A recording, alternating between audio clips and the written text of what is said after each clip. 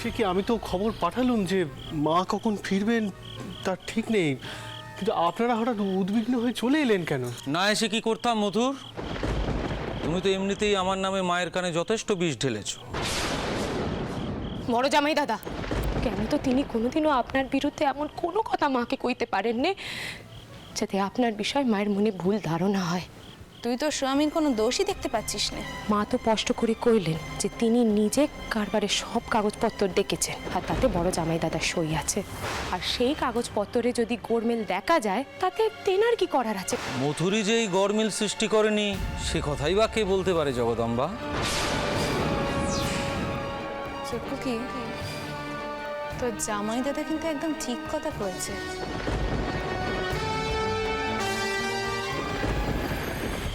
মথুরবাবু যদি সত্যি নির্দোষ হতো তাহলে কি চুপ করে দাঁড়িয়ে থাকতেন?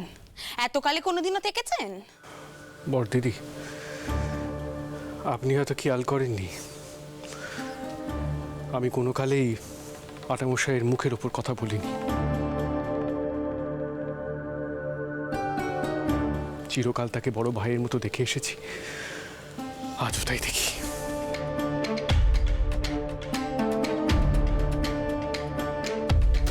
তবে এটা ঠিক যে খাতায় গোলমিল দেখা গেছে, এবং সেই গোলমিল আমি ধরিনি, আমাদের নতুন নায়েব মিত্তির মশাই ধরেছে।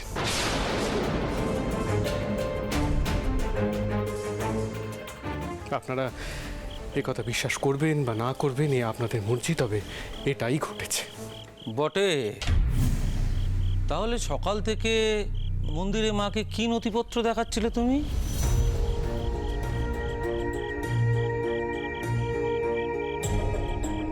শুনলাম নাকি মা মামলা করছে। তা মামলার সব ব্যবস্থা তুমি করে দিচ্ছ তো?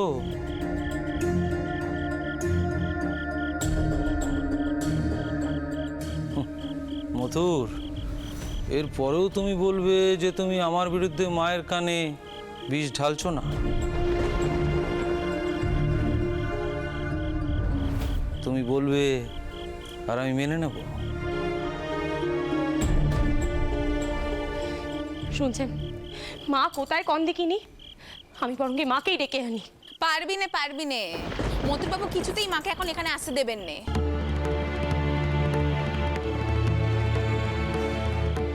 আপনারা কিছু না জেনে দয়া করে কথা বলবেন না বড়দিদি।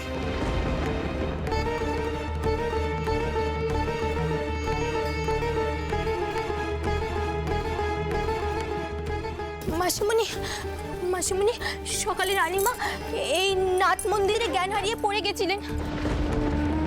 তারপর ছোটটাও ট্রেনে কালীগড়ে নিয়ে গেলেন, সে ঘর এখনো খোলেনি।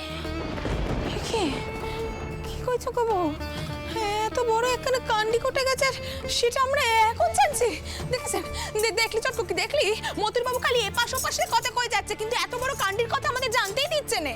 হঠাৎ দিদিমা জ্ঞান হারালেন কিভাবে? হ্যাঁ তাই তো।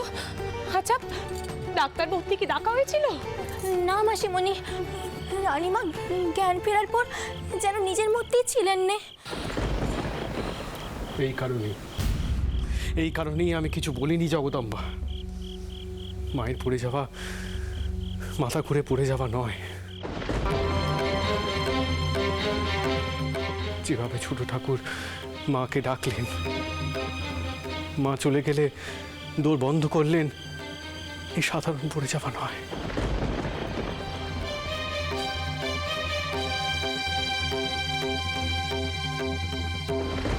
চমৎকার। এখন হঠাৎ করে তুমি আবার একটা অলৌকিক কাহিনী শুরু করলে মথুর। বলি, মা সুস্থ আছে তো? না মায়ের বয়স হয়েছে? তুমি আবার সম্পত্তি হাতিয়ে নেওয়ার জন্য মাকে কিছু করনি তো?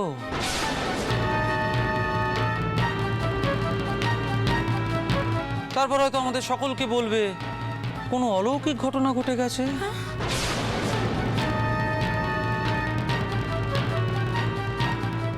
কি করছেন কি? ঠিকই তো বলছি পদ্ম। দেখো পদ্ম, মায়ের অনেক সম্পত্তি আছে, কারবার আছে, আর বাবা মশাই তো মায়ের নামে সব সম্পত্তি করে দিয়ে গেছে।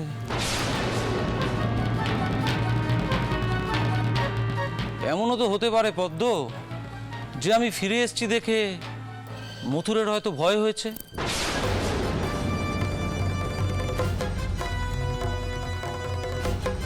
মথুর হয়তো ভেবেছে মাই পুরো সম্পত্তি ভাগ করে দেবে। আচ্ছা পদ্ম, মথুর মায়ের কোনো ক্ষতি করেনি তো?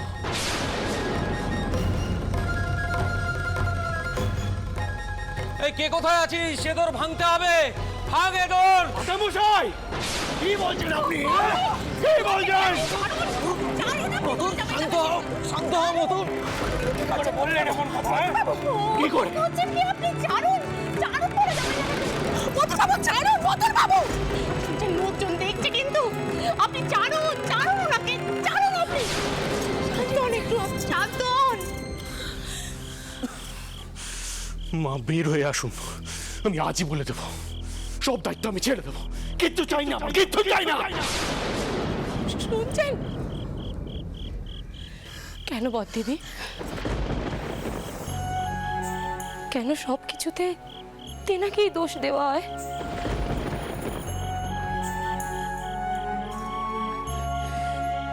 তিনি মায়ের পাশে থাকেন বলে এই বুঝি তেনার দোষ?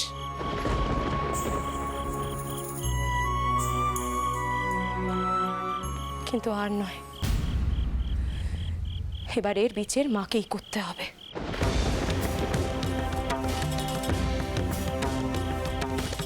আমি আর ছাড়বো না, আমি আর চুপ করে থাকবো না।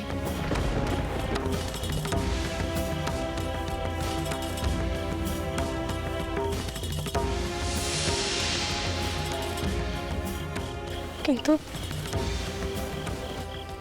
মায়ের শরীর কানা কেমন এখন? এতক্ষণ ধরে কালী ঘরে তোর বন্ধ করে করছেই বা কি?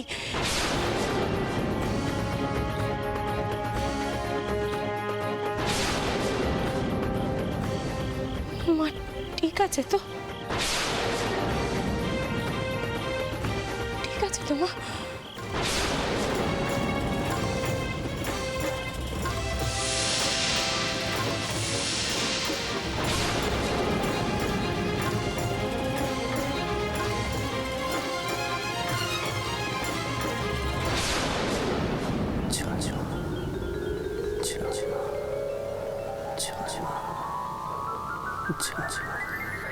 জয় মা, জয় মা, জয় মা, জয় মা।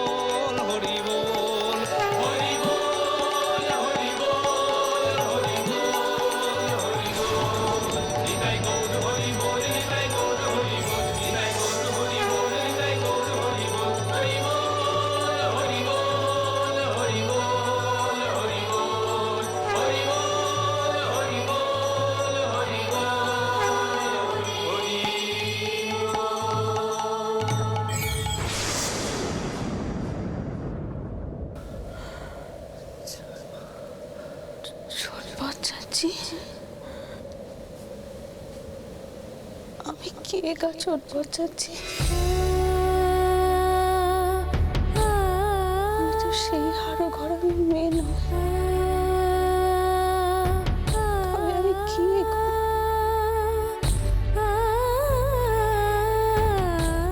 আমার মা নাকি আমাকে অন্য রূপে দেখেছিল, আর এখন আমি নিজেকে রাধা কৃষ্ণের সঙ্গে দেখলাম গো চটপট চাচ্ছি।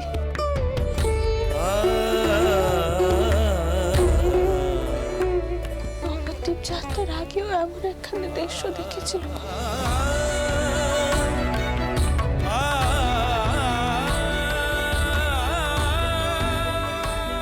আমি ছোটকালেও এমন একখানা দৃশ্য দেখেছিল, কিন্তু সে তো স্বপ্ন ছিল। কিন্তু আজ যা দেখলাম তা তো স্বপ্ন নয় গো।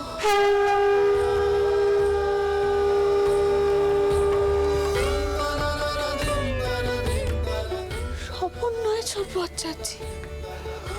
রানীমা, তোমার তো মনে আছে নবদ্বীপ ধামে গিয়ে আমি জলের তলায় চলে গিয়েছিলাম?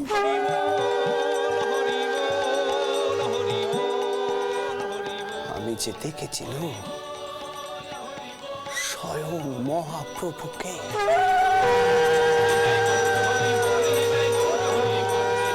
তাকে অনুসরণ করে ঘরের মধ্যে আমি সেখানে গিয়েছিলাম।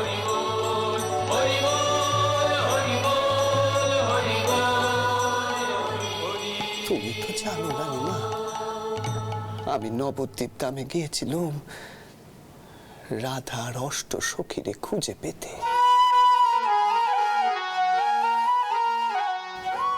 সেখানে গিয়ে জলের তলায় আমি দেখলুম সেই অপরূপ দৃশ্য।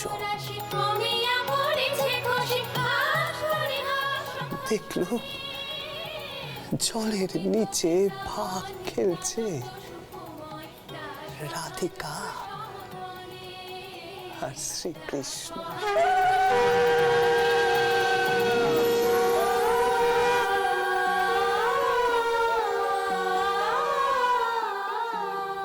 আর তাদের সঙ্গে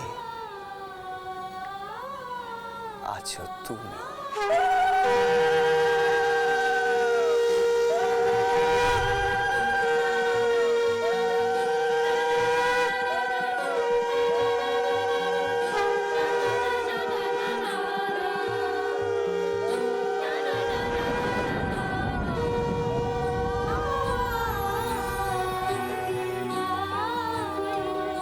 তোমার চরণের নূপুর কানা খুলে পড়ল।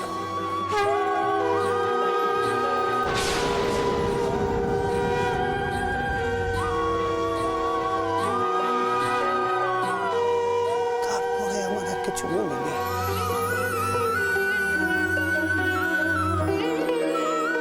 যখন চোখ খুলল তখন দেখলাম আমি ঘাটে, আর আমার সামনে রয়েছে সেই বৈষ্ণব সাধু।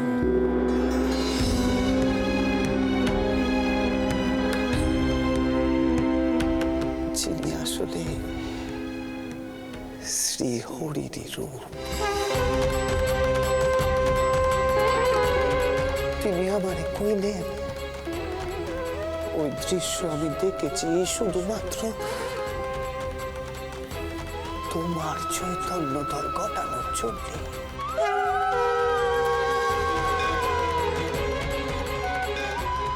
তারপর আমি দক্ষিণেশ্বর ফিরে মারে শুধু মা আমি কি করব তুই কয়ে দে।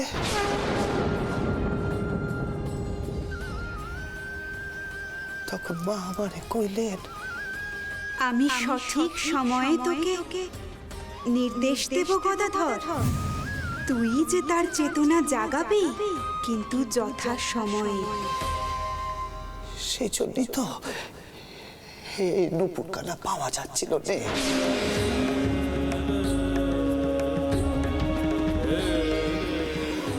আজ মা এই নূপুর চার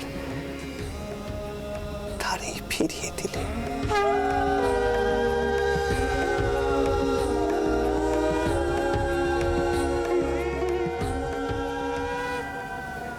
রানীমা,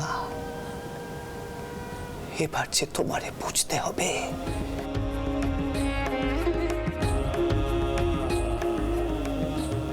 তুমি সামান্য মানবী নও।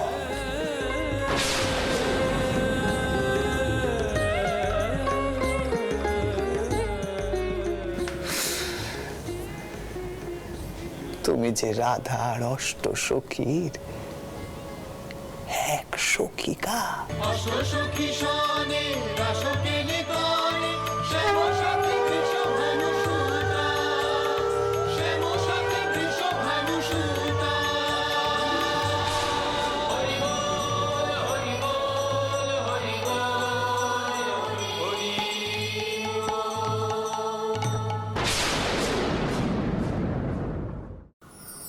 রানীমা, এক বড় উদ্দেশ্য সাধনের জন্য তুমি এই জন্ম নিয়েছ।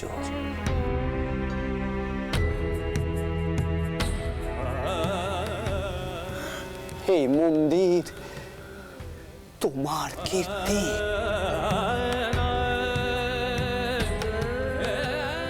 তুমি এক স্থানে মারে, রাধা মাধব রে আর বোলা মহেশ্বর রে স্থাপন করেছ।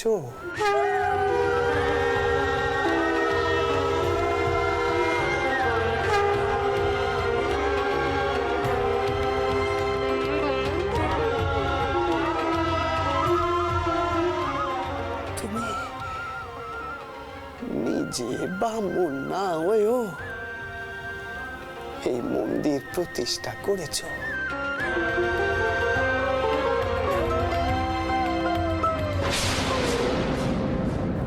আমার মনে হয় এই কারণে তোমার আবির্ভাব হয়েছিল এই ধরাধামে। না ছোট চাচি, না, তুমি এমন কথা করো না ছোট চাচি, এমন কথা করো না। আমি যে বাপি দাপি মানুষ গো ছোট চাচি, বড় বাপি দাপি মানুষ। সারাটা দিন বিষয় চিন্তিতেই ডুবে থাকি গো আমি, বিষয় চিন্তিতেই ডুবে থাকি। আমার মেয়ে জামাইরা দৌহিত্র নাথ ওরা সকলে যে আমাকে আঁকড়ে ধরে বেঁচে আছে গো। আমার এত পিজা, এত আশ্রিত সকলে যে আমার মুখের দিকে চেয়ে থাকে গো।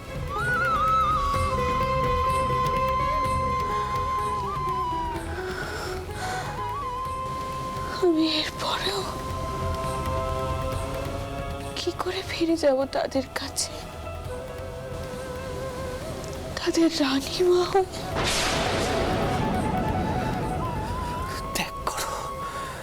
ত্যাগ করো রানীমা, সব ত্যাগ করো। এসব তো তোমার বাইরের রূপ, তুমি কর্তব্য করেছ, কিন্তু তোমার পরিচয় রানী রাসমণি নয়।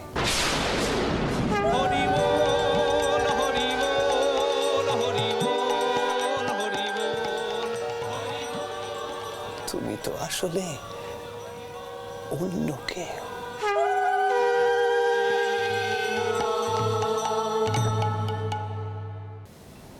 ত্যাগ করো রানীমা, রানীত্বের এই অহংকার ত্যাগ করো।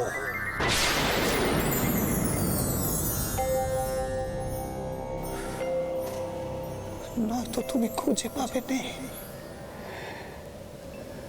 মায়ের চরণ।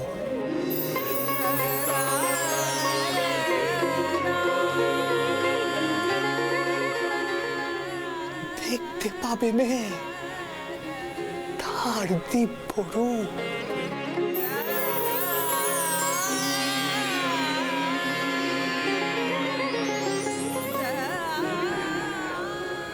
রানীমা, তুমি যে আধারেই থেকে যাবে গো, আধারেই থেকে যাবে।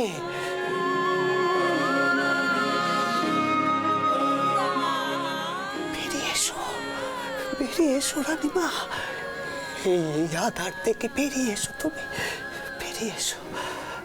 জয় মা, জয় মা, জয় মা,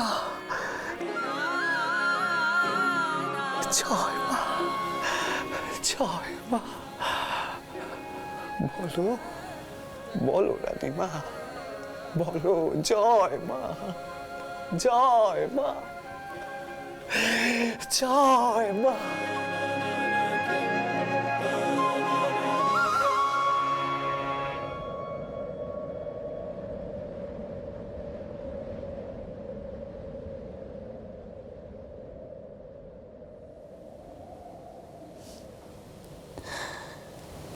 জয় মা।